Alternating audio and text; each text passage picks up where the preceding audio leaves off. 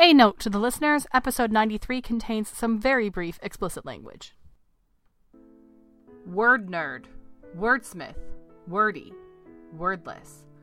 Oxford Dictionary says a word is a single, distinct, meaningful element of speech or writing, used with others or sometimes alone. We say each one matters. No extra words is literature, minimalist style. And we're getting you right to the story. Night vision.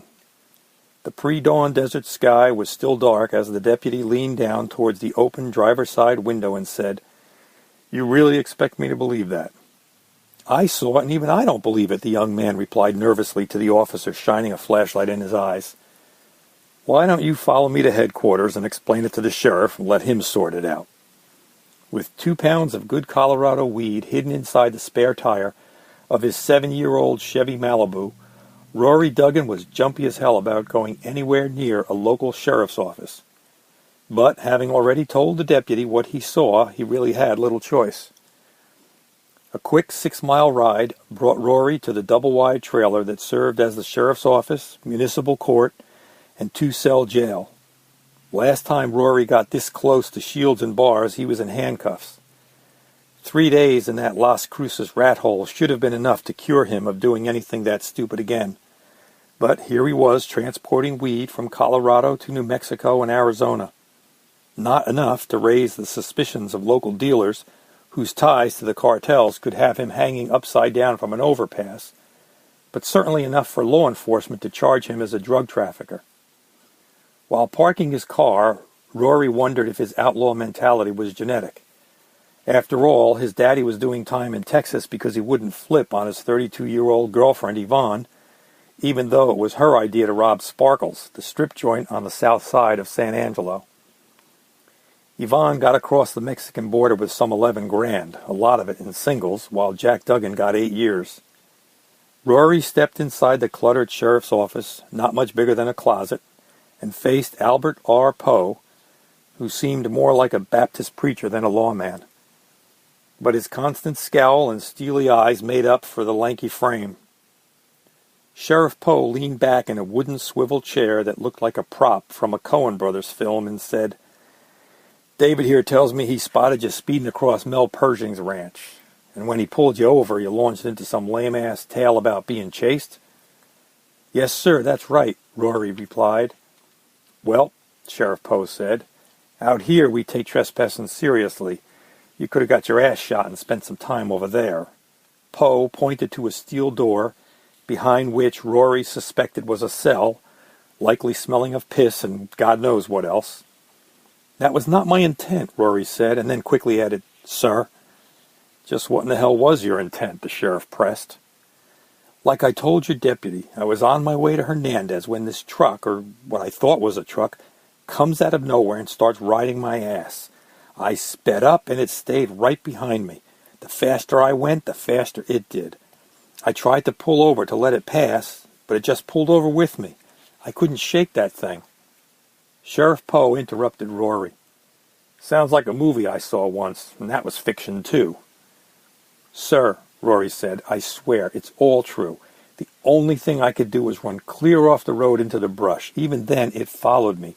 Those lights kept getting closer and closer. It wasn't until I drove into the arroyo that I shook it." "Then what?" the sheriff asked. "When I made that sharp turn, it floated right over me and disappeared." "Just like a flying saucer, huh?" Poe said mockingly. Rory quickly and correctly surmised he did not have a sympathetic audience. All the same, he knew what he saw, even if no one else believed him. Trying to determine if hallucinogenic substances were involved, the sheriff said, "You been to Colorado recently?" "Yeah, I visited my sister in Boulder." "She'll verify that?" Poe asked.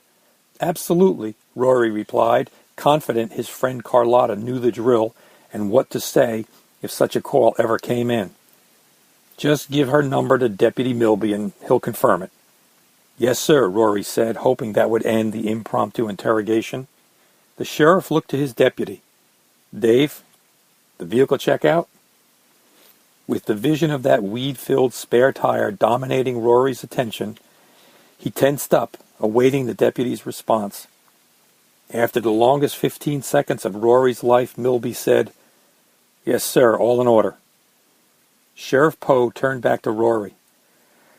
"Looks like you're in the clear for now, but do yourself and me a big favor. Be more careful driving through this jurisdiction. Don't want to have to call that sister of yours and give her some bad news." "Yes, sir," Rory said while backing away from the desk and inching towards the door. As Rory Duggan headed down Route 285, relieved he hadn't been arrested, and with a strange story to tell, Sheriff Poe grabbed the telephone. "Carl, Albert Poe here. I know it's early, but listen. You got to tell your boy to knock it off with that drone of his. First couple of times it was funny making drivers think a big rig was breathing down their necks, but somebody's going to get hurt. He wants to fly that contraption? Fine, but tell him to take them extra lights off it. Otherwise, I'll order Dave to shoot that damn thing down next time he sees it."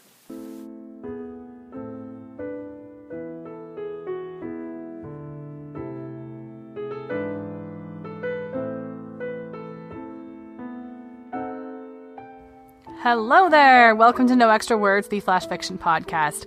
My name is Chris Baker-Dersch. I'm your producer and editor.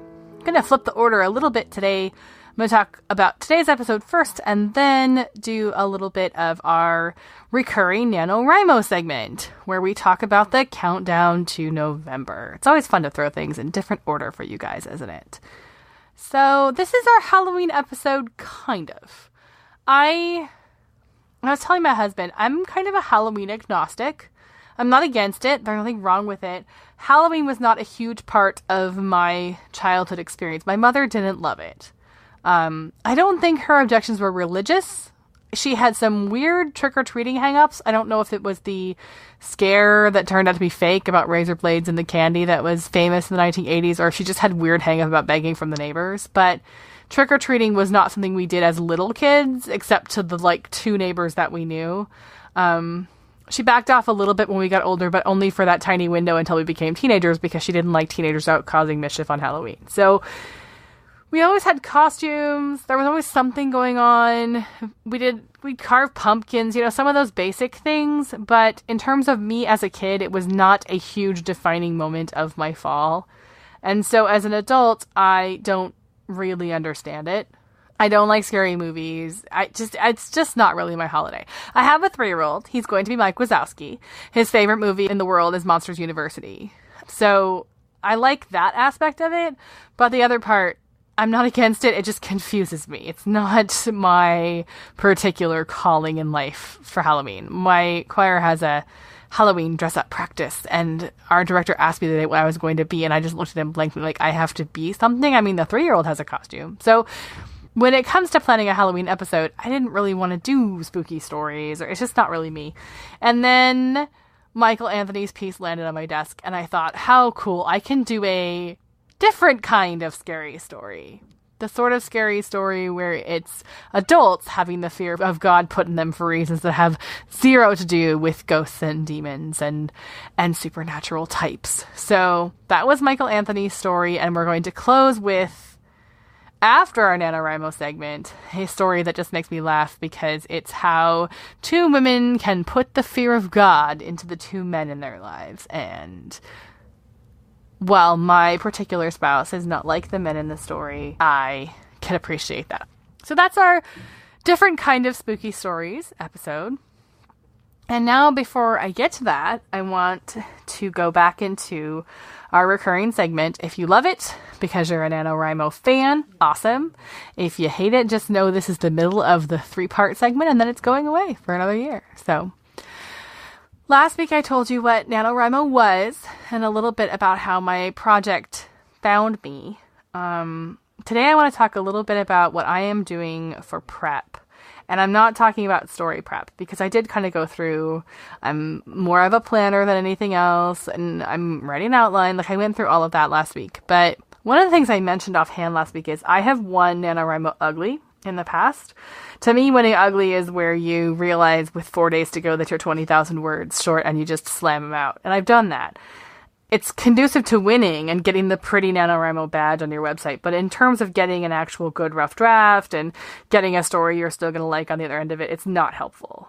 Really, the point of this is to train yourself to write every day and all of those things. And that's something that I really want to do, because I have this bad habit of I get really excited about it and I go gung-ho like gangbusters. They give you a little graph where you type in your daily, or you measure your daily word count, and it shows you where you are in terms of the goal.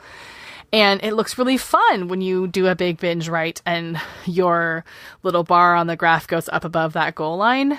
But that goal line keeps moving quickly. In order to get 50,000 words in a month, you got to write an average of 1,667 words per day, which is a lot. So if your graph goes above the line and then you miss a day or two, it's very, very easy for it to sink back down. And in the past, when I've done NaNoWriMo, I've kind of done this. I'm going to try to write every day and 50,000 words is magically going to happen. And that has not happened for me. 1,667 words in a day is a really, really nice goal to have. But I don't know how your life works, but doing that on a Saturday is a very different prospect than doing that on a Monday. And so I need to figure out how to make, while I do want to write every day and while I do want to have writing goals, and that's part of, for me, attempting this, is this idea that I should get in the habit of making words happen every day, which is something I've not been doing. And that's something I want to kind of train myself to do in this process. I don't think it's practical in my world for me to do 1,667 words a day because I have other commitments. I have a job, I have a child, I have a house, people need to eat dinner, I have weekly choir practices. I have all those things that I'm sure you all do too, whether it's jobs or kids, elderly parents, friends who, God love you, want to see you on occasion, hobbies, volunteer work, whatever it is you're doing. Your writing has to fit in and around that. I'm pretty sure even if you're a professional full-time author, you probably have book signings and your kids probably have soccer practice too. So the work that we do in this has to fit into our actual lives. And so what I'm doing this year for the first time, I stole this idea from a friend. It's not original to me, but I have a spreadsheet and I'm going to see if I can link a copy of it or even just a picture of it in the show notes so you can see what I'm talking about. But I have broken down the 30 days in November. And I have listed kind of the average. If I wrote 1,667 words a day, this is where I would be every day. And then I also have what I actually want to do. So, for example, just in my world, Tuesdays are not a good writing day. I don't have a lot of time on your average Tuesday to sit down and write. So Tuesday's goal might be 500 or 600 words. Whereas Thursday is a day when I have more time. It just kind of lines up better for my writing world. So Thursday's goal might be more like 2,000 words. And then I have a couple of days that are weekend days where I'm planning on going to big write-ins, which is something I've never done before. It's a NaNoWriMo thing where people from your region get together and sit around and write. That's not something I've done in the past, but having a 3-year-old getting out of my house is helpful to this writing process. So that's something I'm aiming to do. And so some of those days where I have intentionally blocked out time to be away and time to write, those might be 5,000 word goal days. So I have that for the whole month. I have a goal for every single day. The goal is to write every single day. My lowest goal is 300 words. It's kind of the minimum I want to hit in a day. My max goal is 5,000 words. If I get to 5,000 words in a day and things are still flowing, I have no problem keeping going. But I have learned in the past that stories don't get better when you push. Just because you might have the time or whatever, if it's not flowing anymore, and if you've gotten several thousand words in a day, it's okay to say, okay, I'm going to take a breath, take a walk, read a book, do something that's not this for a while. Now, I will say, at this point, I have not put this into practice yet. It's still October. But what I have done in this process that I haven't done in past years when I've been prepping for this is to take into account what is actually going on in my life and to force myself to sit down and look at the calendar and make writing something I schedule like I schedule everything else. If I have to go to the dentist, then I move things around so I can go to the dentist. But for some reason, I've not done this for my writing. And already, just in the process of creating this document, I feel good about that. I feel good about saying, this is my world. These are the things I have to do. These are the places that I have to be. And this is how I'm going to fit this thing that is so important to me into what is going on in my world. My husband's going away for a couple of days in mid-November for work. And I will be solo parenting a 3-year-old. So those are low goal days for me. And what's nice about my particular schedule, and this may or may not work for you, is because the way my life is laid out, it looks like I'm going to be able to kind of front load it a little bit. The first 5 or 6 days, I have a couple days in there where I can really push and get kind of a head start. And that's nice for personal motivational reasons, to be able to start by seeing yourself ahead on that chart.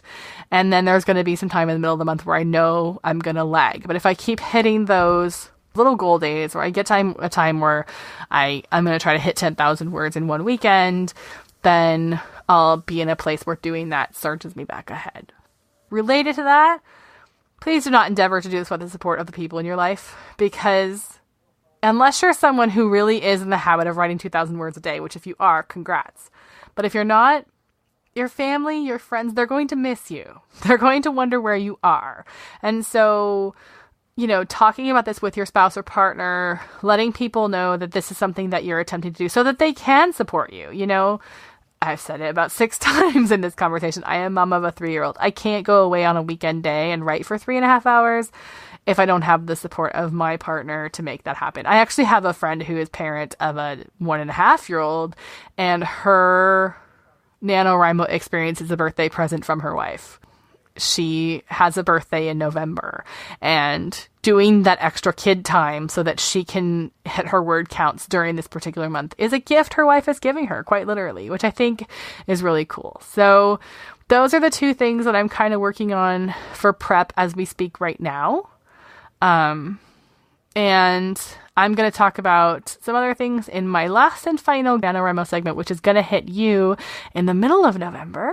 So if you are making the attempt, I wish you happy writing. I will once again link my NaNoWriMo profile in the show notes so that you can find me and friend me if you care to. And I'm going to move on to our final different kind of spooky story to wrap up this October episode. And I will see you guys next time with another episode of No Extra Words. You all take care of yourselves. Happy writing!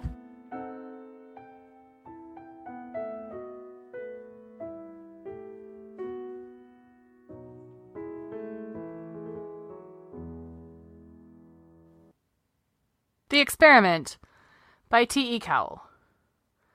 The women were gone. For how long, Troy nor his dad had any idea. Just yesterday they'd taken off together like bandits. They'd left a note on the kitchen counter that started with the mention of a road trip, followed by how neither of them felt particularly valued, that instead they felt taken for granted. In the note, the women mentioned that Troy and his dad didn't do enough around the house, and that they, the women, had to do virtually everything. They accused Troy and his dad of doing little more than drinking beer and watching TV. The note ended with the women wanting to know if Troy and his dad knew how to cook, do the dishes, take out the trash, do the laundry, vacuum, dust, sweep, wash the windows, etc. It was an experiment, the note said. Because they were both largely incompetent in the kitchen, Troy and his dad went out to dinner at a nearby restaurant the day after the women left. The drive from home to the restaurant took about 10 minutes. Troy's dad drove his old Ford truck, the one he'd used for work before retiring 5 years ago. They didn't talk during the drive, and the radio stayed off. They were too occupied with thoughts concerning the women. An extremely young-looking hostess seated Troy and his dad outside on the deck. With moored boats in the marina off to one side of them, Troy and his dad scoured the menus they'd been given. Soon a waitress slightly older than the hostess came and took their orders with exaggerated cheery politeness. They each ordered beer, and once their beers had been placed in front of them, after they'd taken a few good sips, Troy's dad looked at Troy and said, "Well, can you believe it? Can you believe this?" Troy shook his head. "No, but I guess I have to now." "I guess. It's crazy, though. Who would have guessed it would come to this? It's not like there weren't any warning signs, but still, this is nuts. Women are sensitive creatures, as I'm sure you well know by now." They each sipped their beers some more. Then they turned their heads and looked at all the boats. The sun was out and shone against the boats, reflecting brightly off glass and metal railings. It was blinding. "Maybe we could buy a boat and take off in it," Troy heard his dad say. "Head for Canada. That'd give them a taste of their own medicine once they returned." "When do you think that'll be?" Troy asked. His dad shrugged. "Who knows? I'm guessing a week tops. But it could very well be longer. Or not. I don't know." Maybe it'll be closer to a month before we see them again. We should be well-trained chambermaids by then. Troy's dad took another swig of his beer, and Troy followed suit. I guess we've got to clean up our act. That's the bottom line, it seems. That's the message they're trying to convey to us. I don't see any way around it, do you? Troy shrugged and shook his head. The first week, then the second, passed without a word from the women. No phone calls, no texts, no emails, no nothing. It became a waiting game, the men versus the women. Who would hold out longer? Who would crack first? It was the men, of course. It was Troy. One day shy of the third week since the women had left, he called his girlfriend's cell. When he heard her voice say, "Hello?" he swallowed funny and his own voice came out squeaky, uncertain. "Hey," he said. "Hi," he heard. "How you doing?" "Fine. How are you?" "Okay," Troy said. "Fine." He could hear nothing on the other line, just silence. But then he thought he heard a toilet flush or maybe a shower running. He couldn't be sure. "So where are you?" "In a hotel." "Where?" "It doesn't matter. Not too far away." "When do you think you'll be back?" "When we feel that it's the right time to come back," his girlfriend said somewhat rudely, Troy thought. "We're having fun, your mom and me. We've been playing a lot of cards, eating out, going on nice hikes. It's nice staying in hotels and having others clean up our messes for a change. We feel we deserve it after all we've done." "Emma," Troy said, "listen, we've changed. I've changed. In these past few weeks, I really have. You should see the house. It looks the same as when you left, if not better. And last night, we cooked meatball lasagna from, get this, scratch." Bullshit. "It's true." "Really?" "Really. I borrowed some cookbooks from the library. Italian, Spanish, Moroccan, you name it. And whatever else I needed to know, I got off the internet. I've been very resourceful, and so has my dad. We both only drink 2 beers a day now, no more. And we only watch TV for parts of the news and for Jeopardy. No more Wheel of Fortune for us, no more crap." Sounds like the experiment was a success then. "Oh yes, very much so. A huge success, you might say. We're like 2 different people now, my dad and me. So, will you come back now?" "We'll see. I'll have to talk to your mom. She's in the shower at the moment and see what she thinks." "Emma?" "What?" "I miss you." "That's nice. Sometimes I miss you too." The women took their sweet time returning. Troy called his girlfriend after another few weeks had passed, but this time she didn't answer. He left her a message to call him back. She didn't. Troy's dad finally called his wife. He spoke to her for maybe a full minute before hanging up. "She sounds happy," he said to Troy. When he saw the look on Troy's face, he shrugged his wide, drooping shoulders as if to say, "What can you do?" The house looked like a house in a Better Homes and Gardens magazine. Besides cooking, Troy and his dad did the dishes, took out the trash, did their laundry, vacuumed, dusted, swept, and washed the windows. They did everything that had been mentioned in the note, and frequently at that, because they figured any day now the women would return, and they wanted the house to look good for them. No, great. Wanted the women to be so impressed by what they found that they'd never, ever think of leaving again. Thanks for listening to the No Extra Words podcast. For more information about today's stories and contributors, or to learn how to submit your own work, please visit us at noextrawords.wordpress.com. If you would like to support the show, please tell a few friends about us, or you can visit patreon.com/noextrawords to pledge your financial support. See you next time.